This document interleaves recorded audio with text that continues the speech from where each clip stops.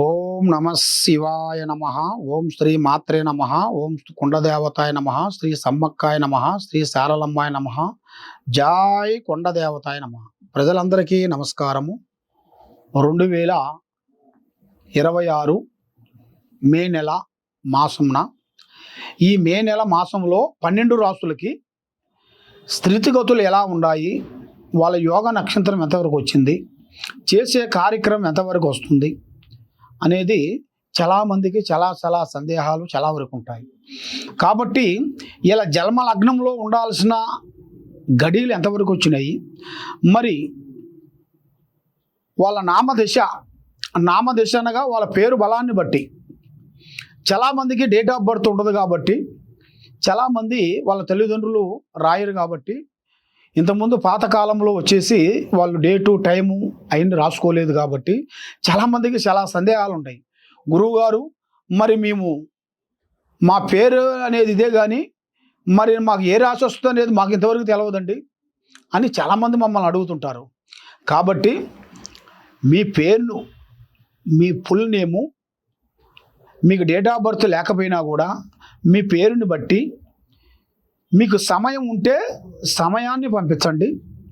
ఏది పుట్టిన టైం, ఆ పుట్టిన టైం కూడా లేని ఎడల మీ ఫుల్ నేమ్ మాకు పంపిస్తే ఆ పేరుని బట్టి మీకు ఏ రాశి వస్తుంది, ఏ నక్షత్రం వస్తుంది, ఏ గడియల నుంచి ఏ గడియల వరకు నీకు కలిసి వస్తాయి, మరి ఏ టైం నుంచి మీకు అదృష్ట గడియలు ఎంతవరకు వచ్చాయి, మరి ఎప్పటి నుంచి ఎప్పటి వరకు మీకు టైం అనేది మార్పు అనేది ఎప్పుడు వస్తుంది అనేది మీ జాతక చక్రం కుండలి వేసి జాతక చక్రం వేసి చూసి చెప్పగలుగుతాం. ఎలాంటి సమస్యకైనా కూడా చూసి చెప్పగలుగుతాం. ఓం నమ శివాయ. మే నెల 2026 కన్య రాశి ఫలితాలు. ఈ కన్య రాశిలో ఉండవలసిన వాళ్ళందరికీ జీవితము, యోగము, నక్షత్రము, గడియ వీళ్ళకి ఒక టైంలో ఉండాల్సిన మనస్తత్వం, ఒక టైంలో ఉండాల్సిన ధైర్యం, ఒక టైంలో ఉండాల్సిన ధనం వీళ్ళకి కరెక్ట్గా ఉండదు. చేతి కాడుకు వస్తుంటుంది, నోటికి అందుకోకుండా పోతుంటుంది. చూసేవాళ్ళ వరకు కన్యరాశిలో ఉండవలసిన వాళ్ళందరికీ బాగున్నారని అనుకుంటుంటారు. కానీ ఈ కన్య రాశిలో ఉండవలసిన వాళ్ళకి కొన్ని కార్యక్రమాలు అయినట్టుగా దగ్గరికి వస్తాయి కానీ ఆగిపోతుంటాయి. ఎన్నో రోజుల నుంచి భూమి సమస్యలు కానీ, ఎగసాయ సమస్యలు కానీ, భార్యాభర్తల మధ్యలో గొడవలు కానీ, మరి వాళ్ళకి సంతాన విశేషంలో కూడా ప్రాబ్లమ్స్ కానీ, ఇలాంటి సమస్యలతో చాలా వరకు సతమతం అయ్యే వాళ్ళందరికీ ఇప్పుడు ఒక మంచి యోగం అనేది ఒకటి రాబోతుంది. ఈ కన్య రాశిలో ఉండవలసిన వాళ్ళందరికీ ఒక మంచి యోగం అనేది ఒకటి రాబోతుంది. కాబట్టి వీళ్ళ మీద మరి వేలనాటి శని కొంతమందిని చాలా వరకు ఇబ్బందిగా చేస్తుంటుంది, ఇబ్బంది పాలు చేస్తుంటుంది. మరి అలాగే ఇబ్బంది పాలు అయిన కానించి వాళ్ళకి ఇంట్లో మనశ్శాంతిని కోల్పోతారు. ఎవరిని నమ్మాలా అర్థం కాదు, ఎవరిని నమ్మకూడదా అర్థం కాదు. ఎటు పోతే మాకు బాగుంటుంది, మాకు ఇక నుంచైనా మంచి రోజులు వస్తాయా రావా ఏమిటా అని మనసులో చాలా వరకు బాధపడుతున్నారు.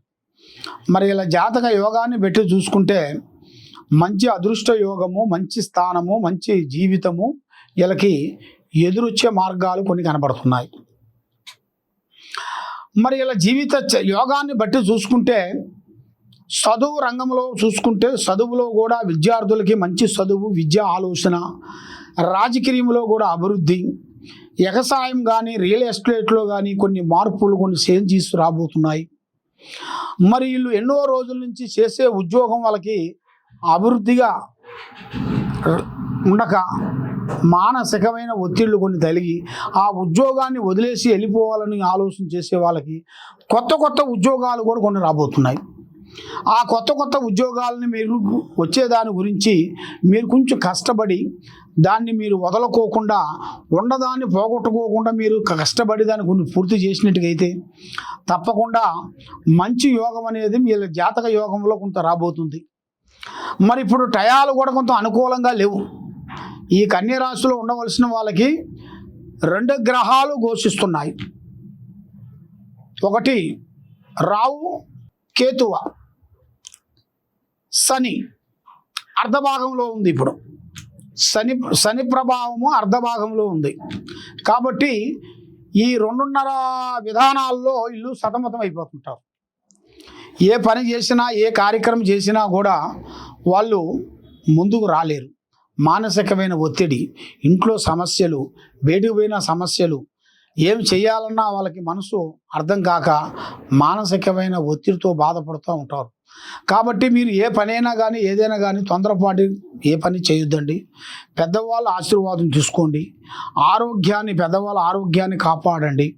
మీరు ఏ నిర్ణయమైనా తీసుకునే ముందు ఆచితూచి అడిగేసి పెద్దవాళ్ళ డైరెక్షన్తో మీరు ముందుకు వచ్చినట్టుగైతే మీకు మంచి యోగం అనేది రాబోతుంది. ఆ యోగాన్ని బట్టి మీరు తప్పకుండా ఒక స్థాయిగా ఎదగాల్సిన యోగం అనేది మీకు తప్పకుండా ఎదురొచ్చే మార్గాలు కూడా కొన్ని కనబడుతున్నాయి. కాబట్టి మీరు ఎక్కువగా నల్లటి బ్లాక్ కలర్, నల్లటి వాహనములు కానీ, నల్లటి వస్తువులు కానీ, నల్లటి దుస్తులు కానీ ధరించకూడదు. దానివల్ల మీకు కొన్ని గ్రహాలు కొన్ని ఎదురవుతాయి. ఆ గ్రహాలకి ముందు ఎదురైన కానించి మీకు కొద్దిగా సమస్యలోంచి మీకు డౌన్ అయిపోతుంటారు రోజు రోజుకి.